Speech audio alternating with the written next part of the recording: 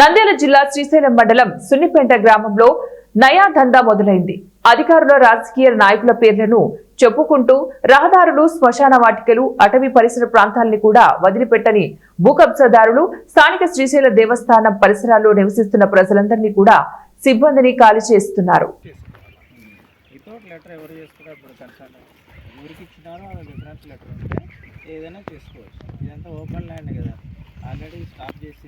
Stop చేసిందే కదా land కదన్న. ఇప్పుడు రోడ్ ఏమవుతుందంటే మాకు ఇండ్ల ముందులో ఈ డెడ్ బాడీకి దించుతుండ్రు.